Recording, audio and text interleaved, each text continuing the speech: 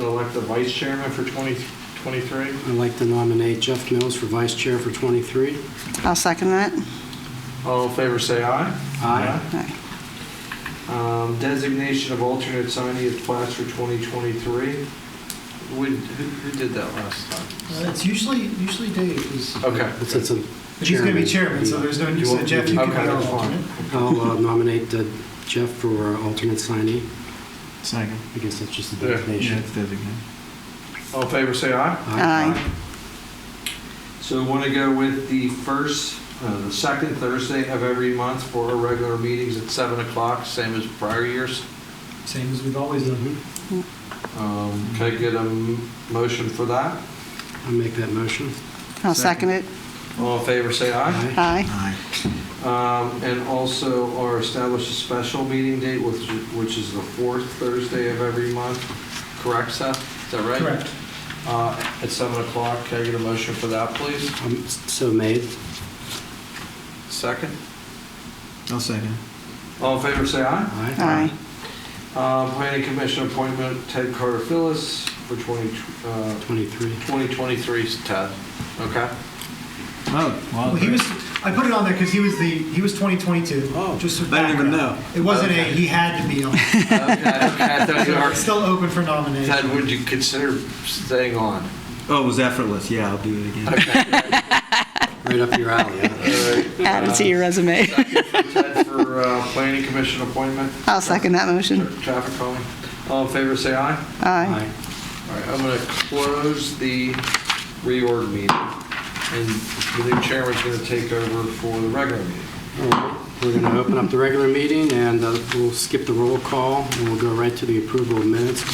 Can I have any changes or additions to the minutes? Otherwise, a motion to approve. I'll make a motion to approve the minutes. I'll second. All those in favor, say aye. Aye. Are there any reports or correspondence that we're not going to take care of at the end of the meeting? Seth? No. All right. Any new site plans or subdivisions filed? No. And the agenda will stay the same? Correct. Any audience comments? Hearing none, we'll move on to new business, with the first one being the recommendation. It's a consolidation plan for Mikec on 324 Venetia Road. These two agenda items are coupled together, this being the consolidation of the three properties for the next agenda item. This is the Mikec consolidation plan. It's the proposed consolidation of 320, 322, and 324 Venetia Road with an alternate property address of 324 Venetia Road. Each of these lots are just under an acre in size with a total combined lot acreage of 2.5 acres. It's a single piece of property after the consolidation plan and located within the West Venetia Road mixed-use corridor. It meets all of the dimensional requirements of that zoning district. Staff is making a recommendation of approval for the Mikec consolidation plan, subject to the 6 conditions as outlined in my January 4th memo to the Commission. I'm here to answer any questions. We have the property owner here. What's a description of the West Venetia mixed-use corridor? What's permitted in there? Just what's permitted in that A corridor? litany of districts, a litany of uses. I believe there's some minor industrial uses, some commercial uses, maybe even some retail uses, a variety of uses within that zoning district. And it's mostly the whole corridor It's a from large portion Peters? of the south side of Venetia Road, at least all the way east to the new Postal Plaza. That was West Venetia Road mixed-use corridor, and we had to do a use amendment last year to allow for a different type of use in that facility, but it does run a pretty long stretch of the corridor. Mhm. Is that the railroad down below, or is that, what is that? That would be, yeah, there's railroad back behind these two properties. That's not what you're seeing on the screen, that's an easement, but Okay. the railroad There's runs a stream back there. runs back there, yep. Okay. So I'm sorry, is this is the post office? No, the No, post what's- office is much further east along. What am I seeing here? What is this? That's in the, That's Lighthouse Electric. that's Lighthouse Electric. Okay, I was just trying to orient myself. Okay. Oh, right, Yep. okay.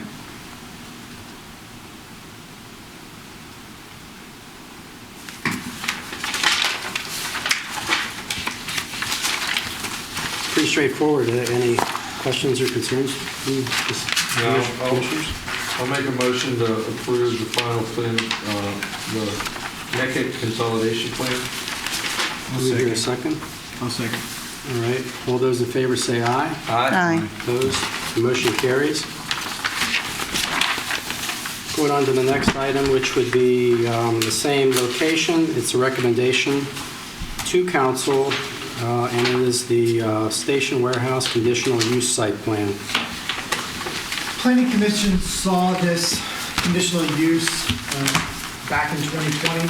The conditional use was ultimately obtained by council approval at their October 10th, 2022 regular meeting, subject to a total of 12 conditions, which are outlined in my report to the commission. We are now back in front of the board in tandem with the consolidation plan you just saw for the conditional use site plan. This being a conditional use, the site plan, as contrary to what's typical for planning commission, this is not its final step in the process. It does go to Township Council for final conditional use site plan approval, so tonight is a recommendation of that. The site design, as we saw last year, consists of a 6,000 square foot office warehouse building, with that being the conditional use in the zoning district. 4,200 square feet of the structure will be warehouse space, 600 square feet will be office space, and an additional 1,200 square feet for maintenance space. This site includes a single means of ingress and egress on Venetia Road. The building is situated in the middle of those three properties as part of that consolidation plan. There are 8 associated parking spaces, a stormwater management facility that discharges the site drainage off to the rear of the property, and then a proposed landscape buffer along the Venetia Road side of the property. In terms of the proposed building design, it's a predominantly brick facade with some faux windows, standing seam metal roof, some storefront style glass entry doors, and I believe 1 or 2 garage doors throughout the property. The one I've zoomed into on the screen here, this would be the elevation of the building that you would see from Venetia Road. There would be a substantial landscape buffer along Venetia Road, but ultimately this would be behind that landscape buffer. Considering the conditions that were placed upon the conditional use approval by council back in October, staff believes they have met those that they need to meet up to this point to get site plan recommendation approval from planning commission.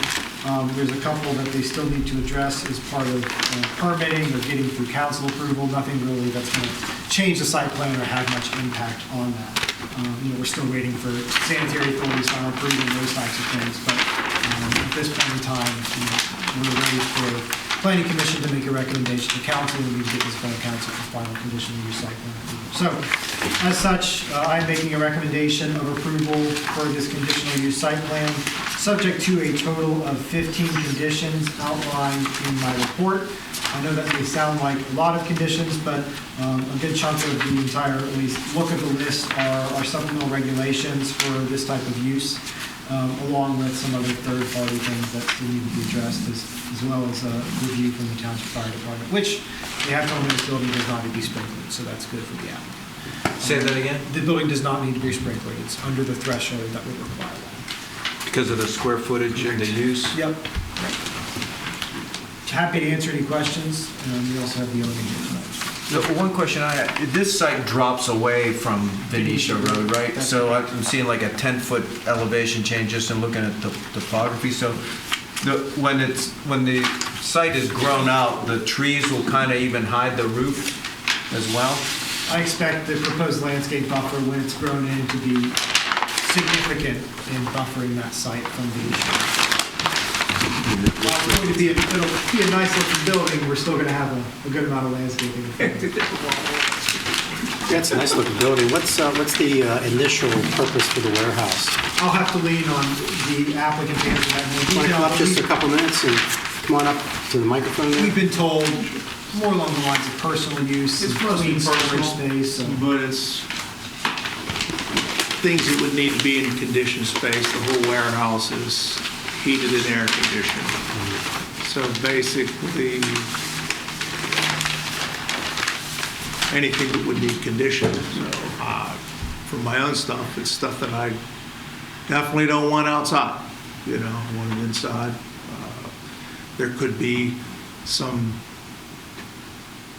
interim things for Lighthouse Electric if they needed conditional use or conditioned airspace for I mean, like things controlled waiting, climate. controlled climate for sensitive equipment. So it's like a storage, an upscale Dry, storage, air.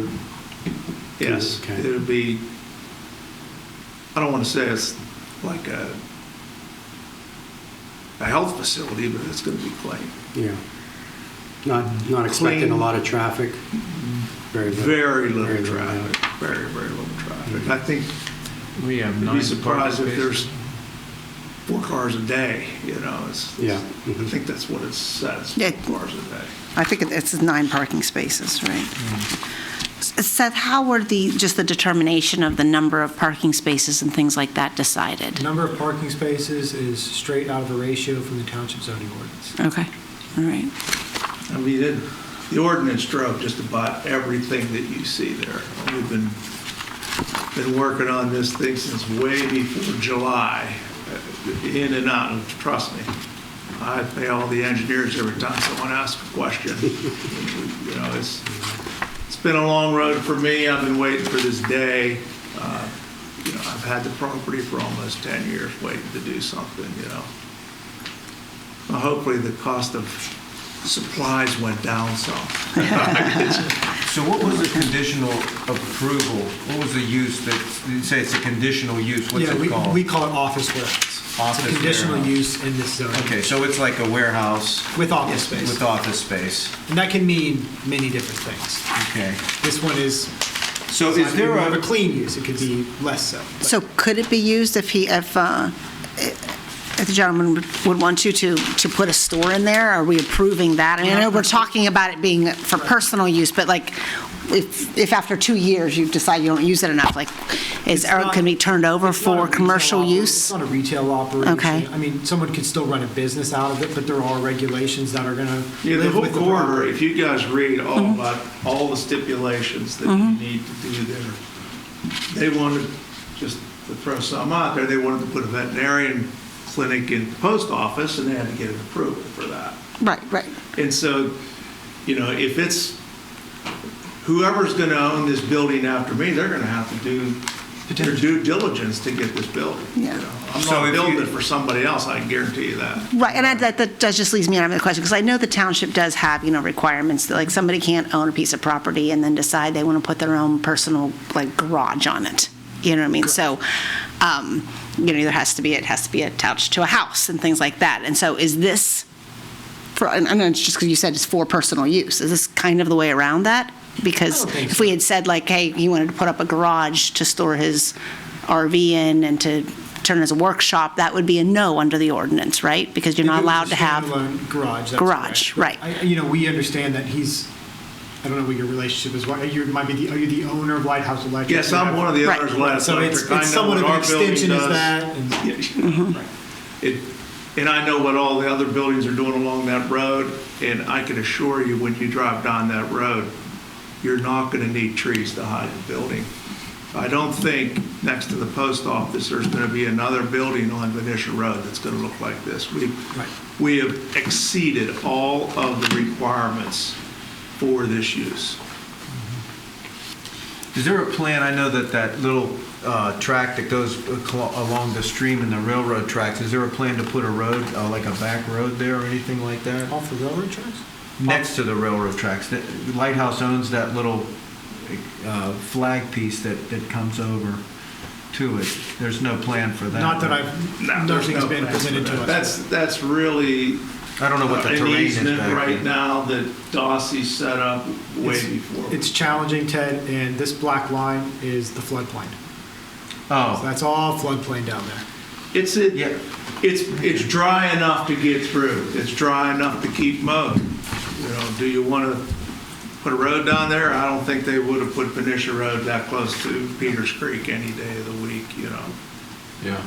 But it's nice, in my own opinion, it's nice used property. I mean, you could walk around back there, you could walk your dog, You might even go fishing in the creek. I don't know if there's fish in the creek. I'm not a fisherman, so.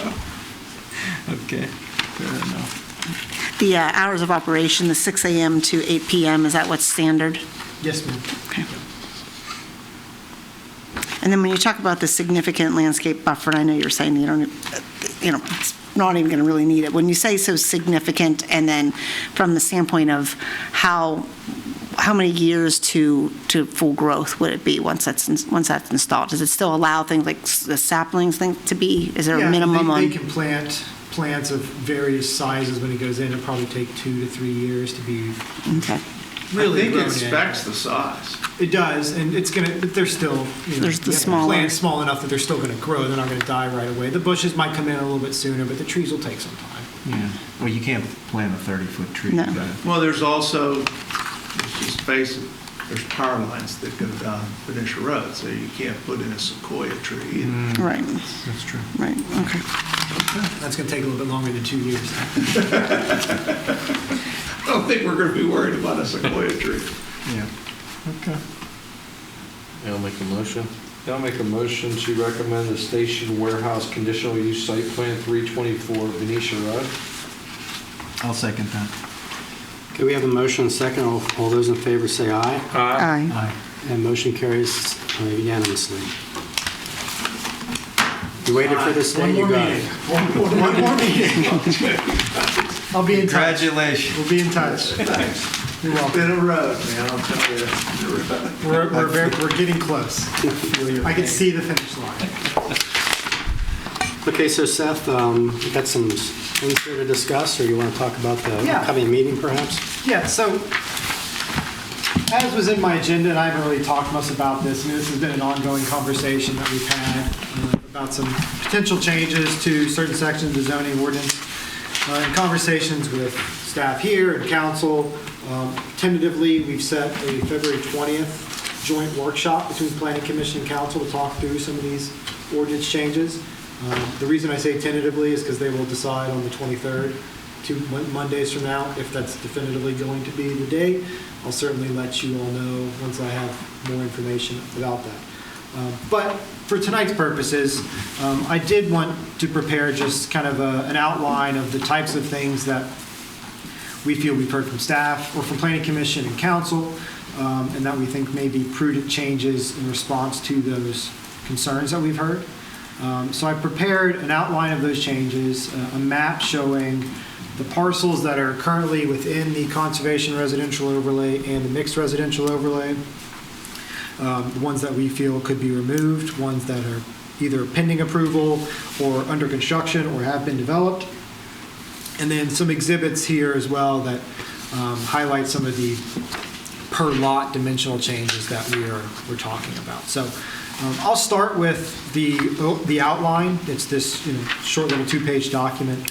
In terms of potential changes that we're going to be talking about at the workshop outside of the overlays, I don't know if you recall from last year, we had an ordinance amendment for that multifamily project. And one of those changes that we were talking about was removing the requirement that 50% of parking spaces for multifamily developments, this is township-wide, be covered on all 3 sides. And we think it's important to bring that up separately, just because in thinking about that as a product in the future, and we're concerned about what that would look like for any development anywhere in the township, and we think it may be prudent just to take that requirement out entirely. We'll separate it from any potential project, but look at it and think, maybe this isn't something we need in the township, because we recognize that in the long run, these little parking facilities don't look very nice. No, they don't. That's a good And idea. yeah, they can become an eyesore. So we'll be talking about that night. We also want to talk about. So wait, when you say that, I mean, are you saying that you want to deal with those on a case-by-case or? Strike that requirement entirely. Oh, okay. But take it away from any other ordinance amendments related to a particular multifamily development. Just isolate that. Okay. And take a look at it.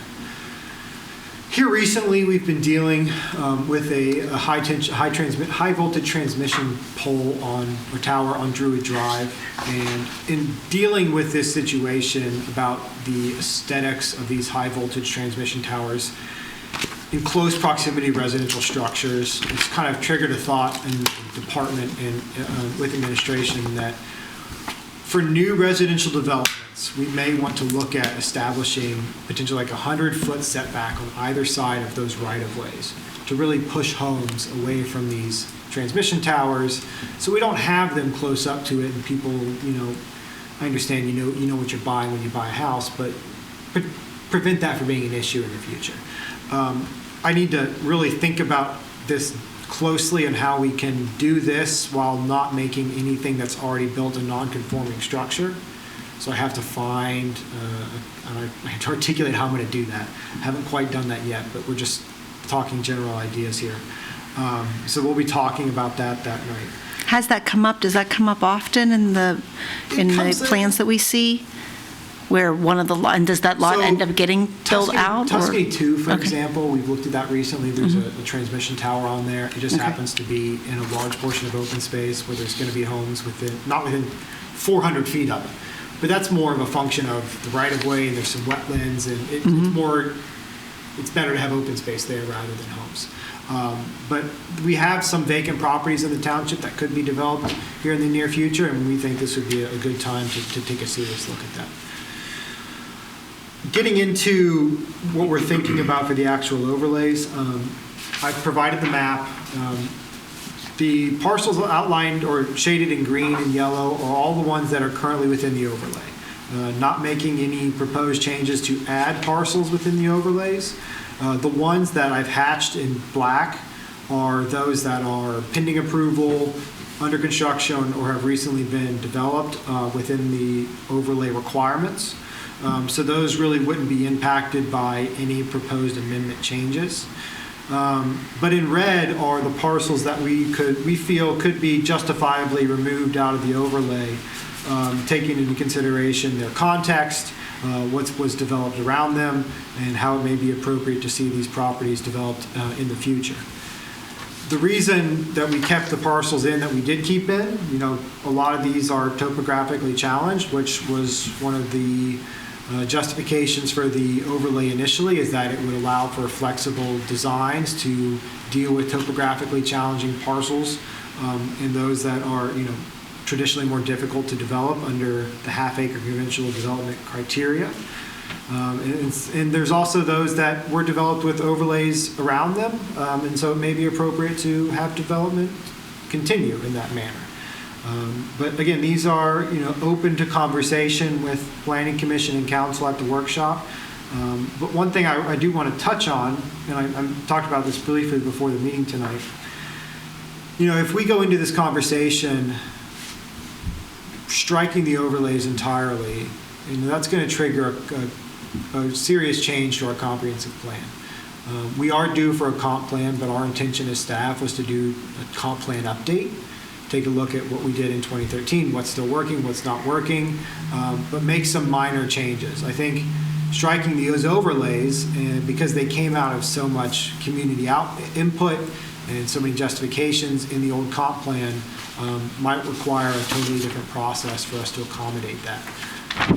We could potentially pull those out before we do that update, but that would be in conflict with our comp plan and maybe a challenge for us. So we just need to think about that as we're going into this conversation of if our intention is to remove the overlays, or is our intention to work within the overlays, maybe pull some parcels out, but take a closer look at dimensional requirements, which would just be ordinance amendments within the overlays themselves. So what you're saying is we could revise what a conservation residential overlay means and what the requirements are for that without eliminating the overlays themselves. Correct. Yeah, the criteria would change. Right, and in looking at some of these proposed changes, that's what I envision doing is let's reassess these overlays, let's make some changes, but let's hold on to them and just make them better. In advance of this meeting, is it possible for you to do the half-acre lot requirements?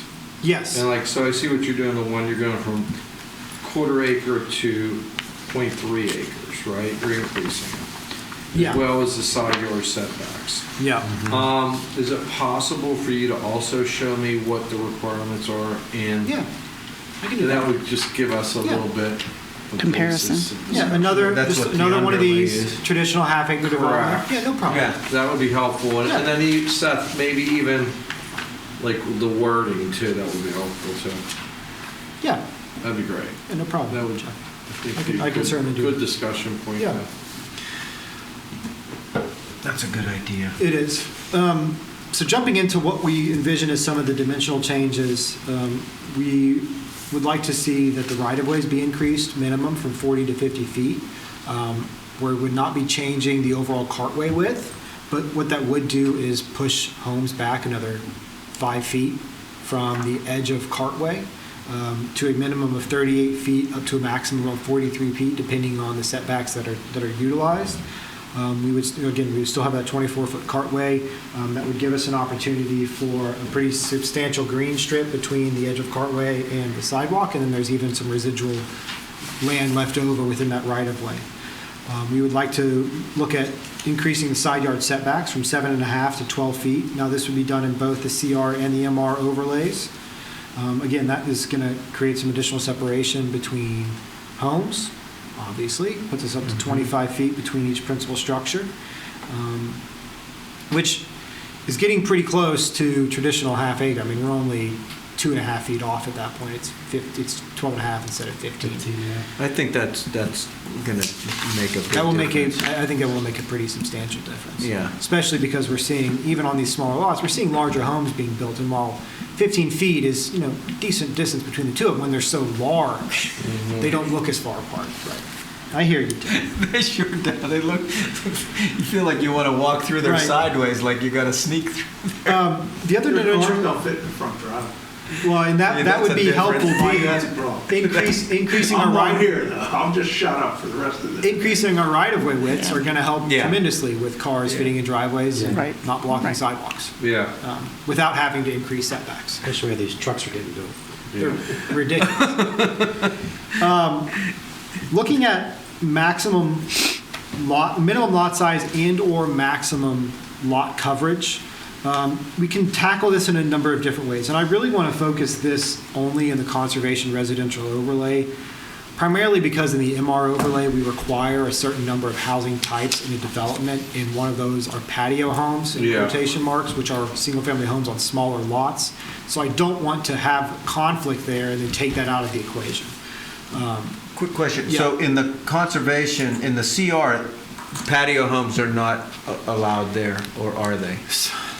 We don't define, when I say patio homes, we really don't in our zoning ordinance or any township ordinance talk about interiors of homes at all. So really patio homes was, the way we accommodated that was let's just do single family homes on much smaller lots. You still have to abide by lot coverage requirements, and then theoretically that put the patio home on that property. And it pretty much takes it out of the CR, is what you're saying? Or you have a CR with a patio home on a CR that's like It got so could much be, space yeah, around right, it. it could be.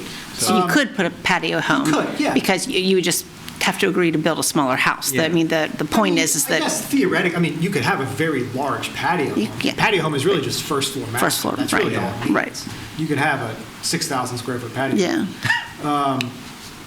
I mean, we could do maximum lot or minimum lot size and or maximum lot coverage changes in the MR overlays. We would just have to tailor that to specifically single-family detached, not the patio homes that we created an allowance for. So Okay. we'd have to really think about that. But in my exhibits here, I did create a third of an acre with a 25 or 30% lot cover or 25% lot coverage. And it gives you idea, including taking into consideration our minimum lot width, new setbacks. You could fit a 50 by 45 home and still be within your allowances of lot coverage. Now, that doesn't take into consideration any future improvements, such as additions or sheds that would count towards lot coverage, but that's the size home that you could build on these properties. But those that the additions or maximum? sheds or anything could not encroach beyond the sideline They would- yeah, setbacks correct. and stuff like that. right? Sheds, Well, sheds can- forget the yeah. shed part, but But the additions, yes. additions could not go closer to the cart path or closer to the side line. that's correct. Okay. That's correct. What would happen if, like, that percentage you're talking about, if you made it to 0.4 acres?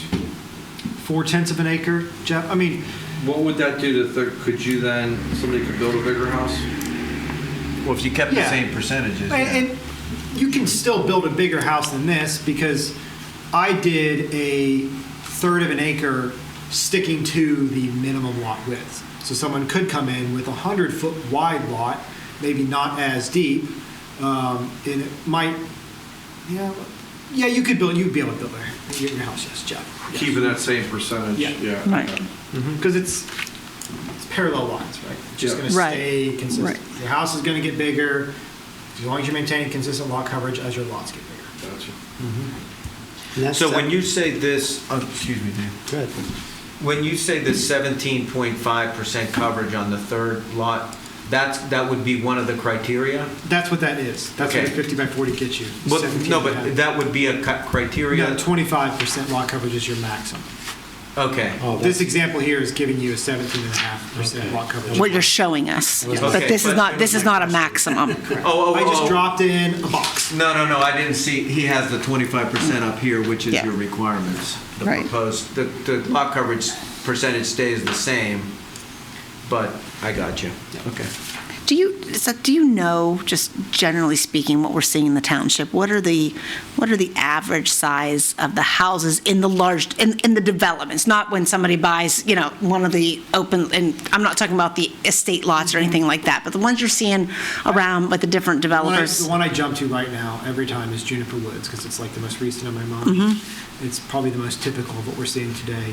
I think those are about 2,200, 2,300 square foot footprint, somewhere in the 4,000 square foot range for the overall house. But similar to what you've put in here then, Similar. to this 2275.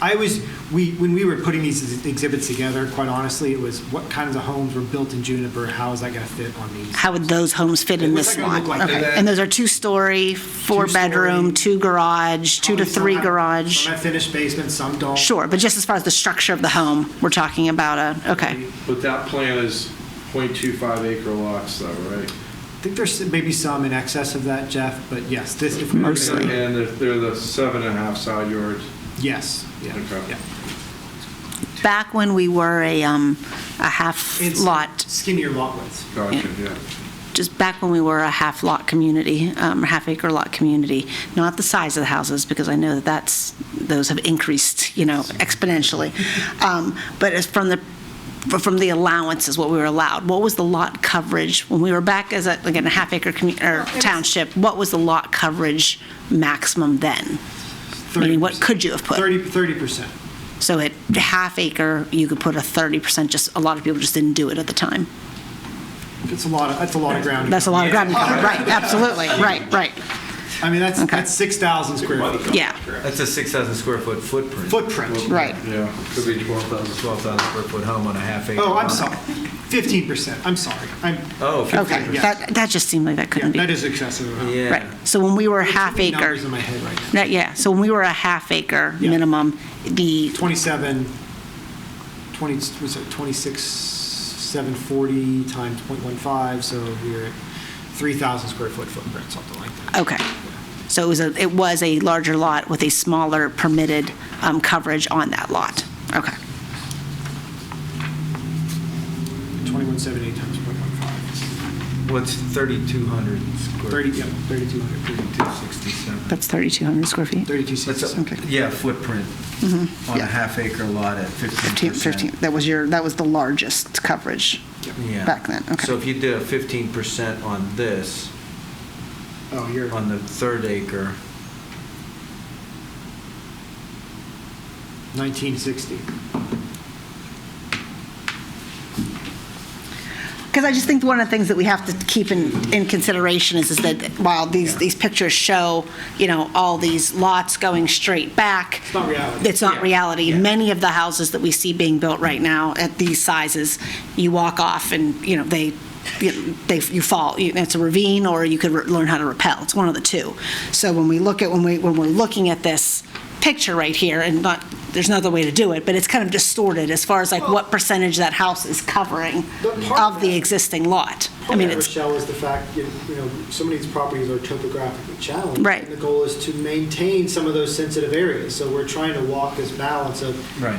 giving buildable lots that have decent yards for future improvements while also maintaining our sensitive steep slopes. Like it's a fine wire act to walk. Yes, I guess just my question then is when we're talking about these .25s versus, .3 minimum versus maybe .4, like, don't even say .5, but the .4, when we're talking about, and a lot of these properties, the same size of house is still going to fit on most of those. It's just how close to the edges they are, or how, how, like you said, or how close they are next to each other. Because the properties that are there now, this backlot area just doesn't really exist. So are we talking about doing, like, going from .25 to .3 just because we're trying to creep back in there? Or, I mean, as far as making what would be an appreciable difference in the way these houses look? And We're then, at .3 today.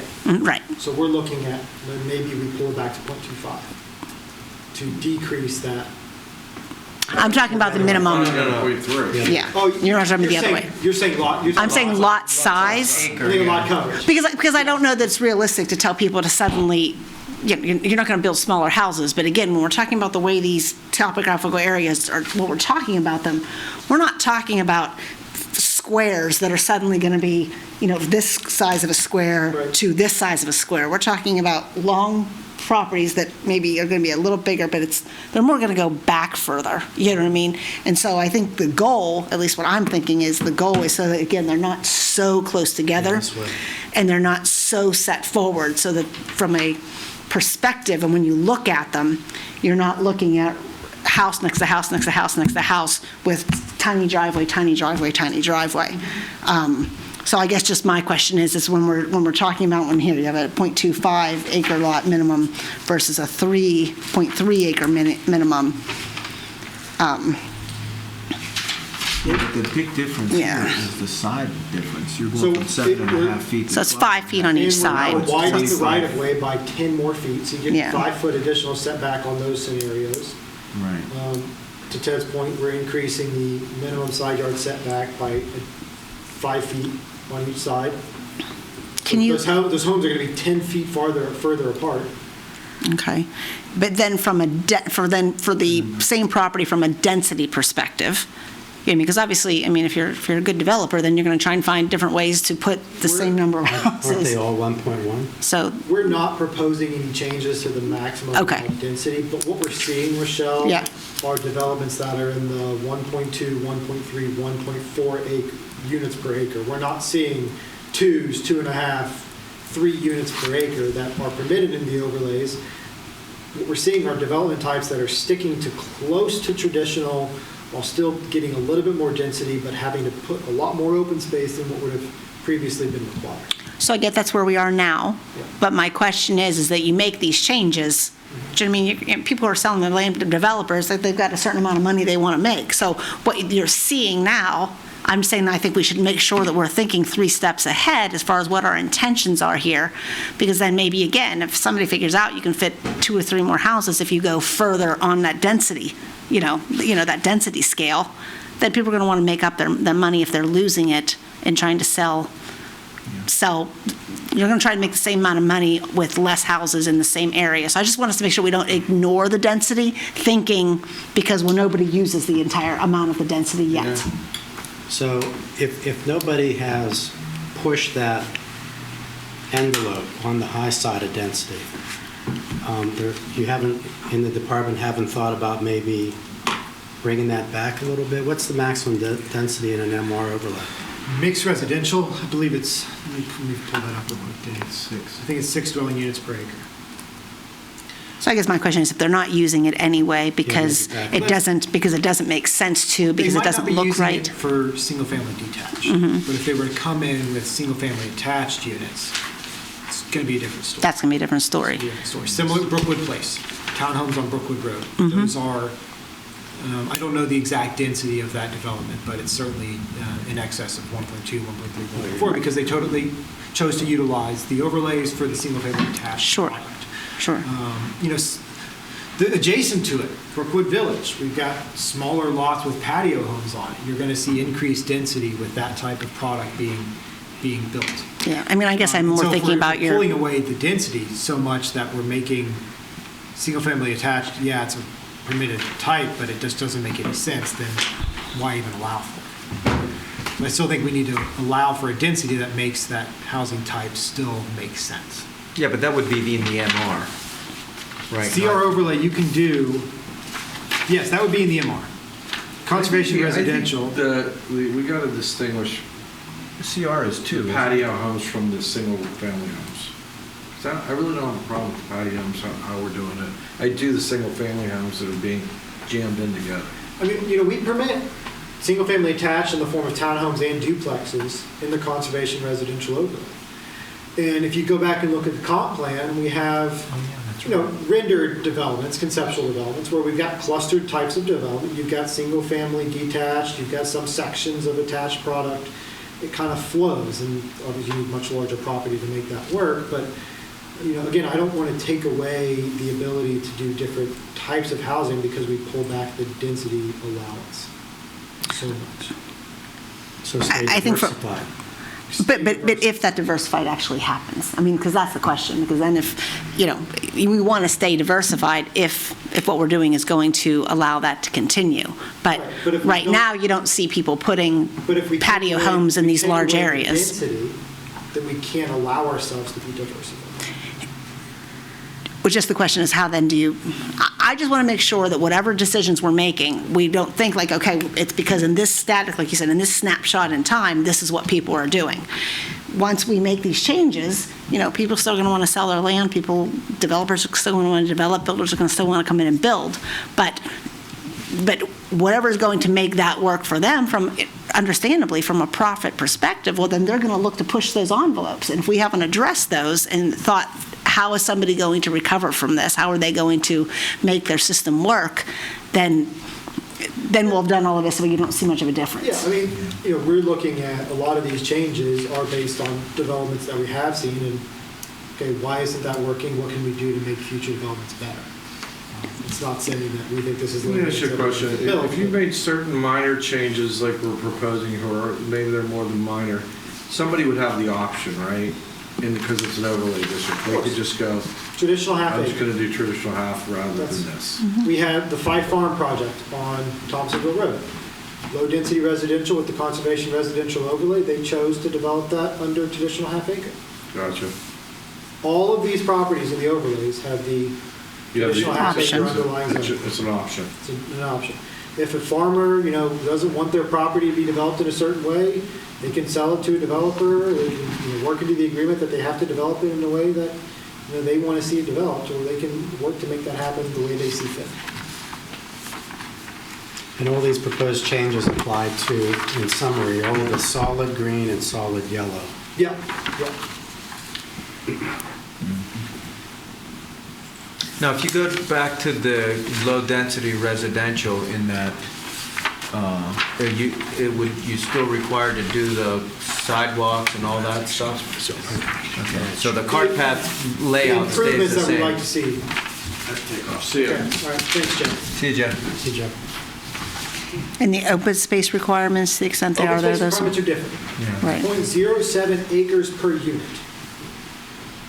which is a little bit more complicated than just being able to look at the overall size and Right. say 30%. But, we can account for that as part of the approval process. So just pick an unnamed, unthought of development that we've seen in the last 5 years, let's say, and that are under where we are now, Yeah. right? Versus what this proposal would be. Create, yeah. Right. So, and a development of X size that had 100 homes, on it, right? What changes this make? Are we at 95? Or are we using the same criteria, the same averages, the same across the board? What is the difference in the amount of houses that are likely going to be on that? Pick any one and don't tell us which one it is. Just as an example. Give me 10 seconds. Okay. I mean, you're probably looking at, if I took a rough guess, 10 to 15 to 20% reduction in the number of units, I would think. Okay. Maybe something along those lines. I mean, it's not going to be dramatic, but you'll Well, that can be, you'll see yeah. a reduction just because things have to be a little bit bigger. Further apart, right. I think the thing with this layout, what you have, when you increase the side yard setbacks, it's going to give the development a whole different look, and the houses won't be so ominous when you're driving down the street and you see these houses, there's huge houses that are 2.5 stories with these big peaks and stuff like that, and they're, there's just an alley between these so close to two the road. monster houses, because they're so close. And to your point about the Suburban doesn't even fit in the driveway between the garage and the sidewalk, that's going to go away, and that's what really takes the appeal away, and I think that's what that's what really bothers me about these criteria. And to your question, Rochelle, we didn't quite get to item number 4. Oh, sorry. Item number 5. No, it's okay. Okay. We stopped at dimensional requirements. Right. We kept talking. We've heard even from Ted thinking about a buffer, a more substantial buffer, not necessarily fully planted, but development buffer between our collectors and arterial roads Okay. with new development. Can't do that on collectors because you're allowed to do a lot on a collector, so that doesn't really work. But the types of roadways where you can't build new homes on, if we really set these developments further back, that reduces that visual impact on those corridors. And just by way of an example, so we had one recently where you were coming off and the first house was, seemed to be very, very close to the intersection. That's what you're talking about, right? That's what I'm talking about. It would be And pushed back. What this says and how it's different from our current ordinance is that I'm saying it has to be a standalone open space parcel. It can't be considered part of that lot. So basically an increased setback, that's not going to work. It has to be a 50-foot standalone open space buffer. Then your yard starts, then you've got your setback. Then you get to your very first structure. Yes. Okay, so anytime you're So- entering any development or any housing plan, whatever. If you take this in conjunction with this, as soon as you could see a house is 62.5 feet from the edge of Was the that a right-of-way along those two types of roads. Is that a corner lot then? I mean, are you saying that's a corner lot? I No, mean, it really corner lot- wouldn't be a corner lot because it would be roadway, open space lot. So it would just be a normal lot just adjacent to an open space parcel. Sure, that family would maybe, in their heads, consider that, it would look like a much... That's always the challenge. Which is fine, but if you buy that house, and you might appear It might as be if the you have a first cor- bigger... Yeah, it might be the first bigger lot. Yeah, it might be the first Less corner tax. lot that was appealable. Yeah. Yes, I mean, that's, from that point that when you buy that spot, you appear to have a bigger yard than everybody else. Item 5, which are some pretty substantial proposed dimensional requirement changes to our actual open space. I think will have more of an impact on overall development size than anything we've probably talked about up until this point. Okay, right. I would like to see more open space in relation to sub-item C that's functional, usable, centrally located.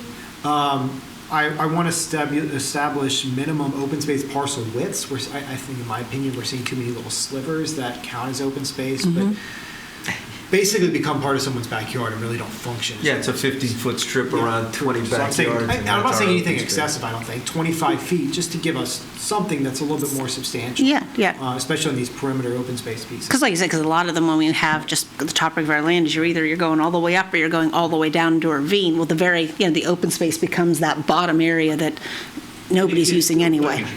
Huh? People what? And the kids still playing straight. Well, because they don't have anywhere else right now. Those yards are too small and there's no common area.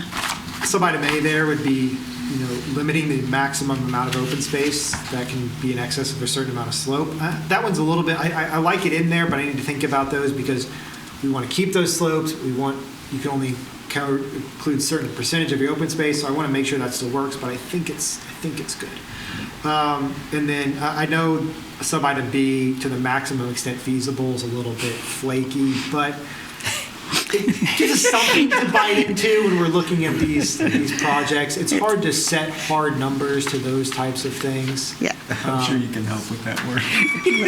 We can talk Seth just knew that I was going to say that. What does the extent feasible mean? But yeah, I know what Michelle's going to say. Doing my best sometimes. No, but I mean, it's a workable thought that then you try and Your training's working. right. No, I mean, I definitely see that makes a lot more sense to me as well. I guess in theory, I can't prevent someone from taking a small pond that's already on a parcel and saying, oh, this homeowner wants it, so I'm just going to include it as part of their property. And that's not necessarily It's not a bad thing at all. But No. what we're trying to do here is saying, well, we're going to maintain those ponds by putting them in open space. Yeah. I mean, I not think. draining them and filling them in for development. Exactly. No, I agree with that. And I think, for me, one of the things is, and one of the things that one of the residents said at one point was that,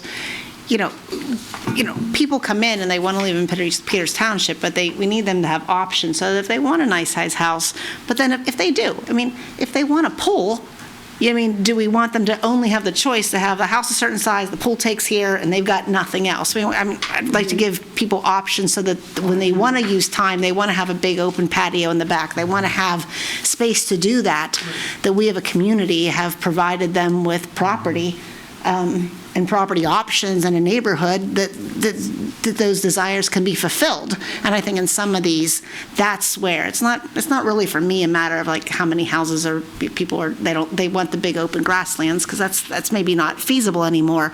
But for the people who are moving here and want to buy houses, I think most people, or not most people, a lot of people would like them to have a patio, to have a deck in the back, to maybe put a pool in, to go ahead and put a shed on, and not where you're trying to cram it all into this really small, unusable lot. Right, and at the same time, we're hearing, well, we want to maintain the vegetation, we maintain our forested areas, we don't want to see our farmlands demolished. Create Of course. half-acre lots and by just throwing pools in on old farms, so it's, Yeah, no, it certainly is a challenge, It is. right? And then, of course, I don't disagree with you that you do have, if we thought what we wanted, or we thought what would come from it, is that to allow, people who didn't want to maintain their house anymore in their lots to be able to buy a patio home and not have that type of requirements.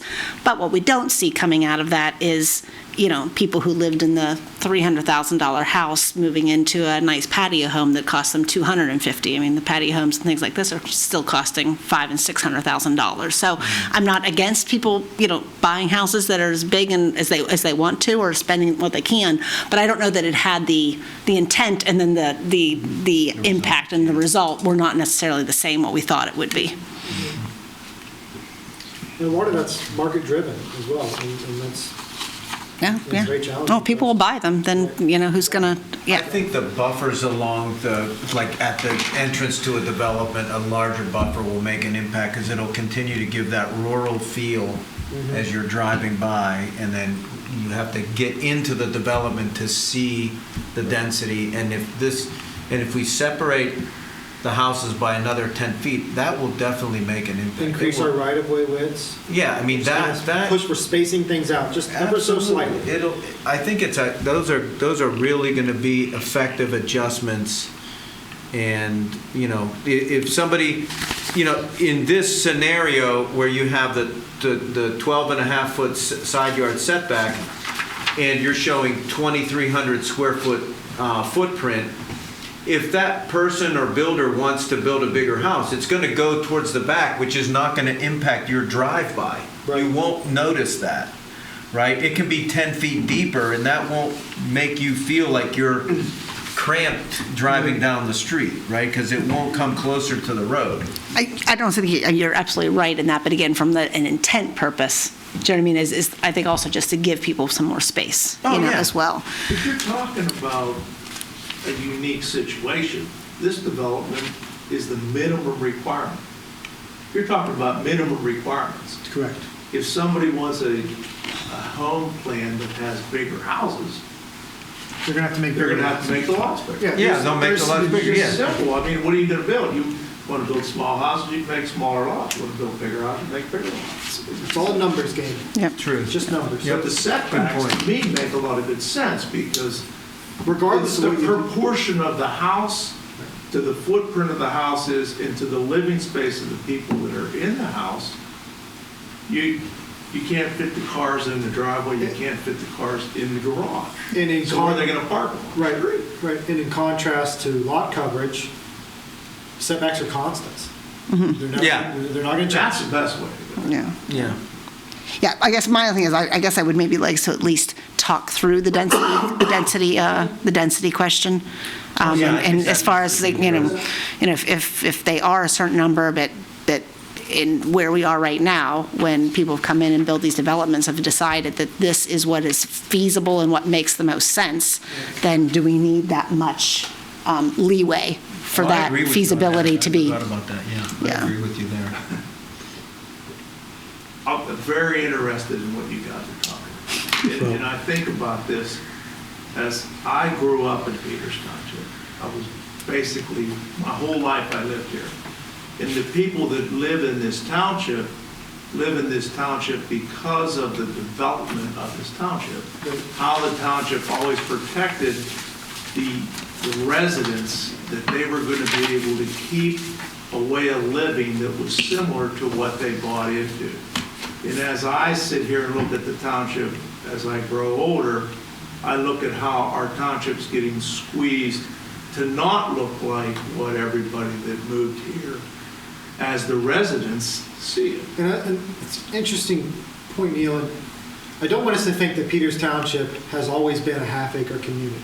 Right. That's not accurate. We have smaller lots in the township. That's a lot of old Peters, was third of an acre, quarter of an acre. So I guess in a separate sense, the overlays were maybe a way to get back to the roots of the township as well. Recognizing what the township used to be. We had a transitionary period. Well, we had some things in the township way before the 60s that they needed addressed. Houses with block foundations, and they're really, those are the houses that get bought today toward 100 minutes get built. Sure. But we also do, all of it is recognizing that if, the current owners, if they want to sell their property, they got to be allowed to sell their property. And it's their property, they've held on to it, they need to be able to do that, and we shouldn't be surprised that those individuals are going to try and maximize, the value of their property. That's not, The setbacks that you guys are talking about make a lot of good sense, because if you want to have a house that's bigger, you got to have more property. Anything Okay. else? Thank you. Not tonight. I'm exhausted already, so. Yeah. Thanks, Seth. Prepare myself for that. No, this was helpful. Thank you very Great much. job putting this together, for Yeah. sure. I'm going to have, there'll be better information at the from the You'll do the side-by-sides comparison. I'll be Vanna White. I'll be up and all about it. Yeah. Well, no, I think It'll it's be a good to show. have the examples of what the underlays are as well as the overlays. So that, you're looking at both pieces. Thank you, Dave. Thank you. Anything else? Nope, not All right, I'm going to adjourn the meeting.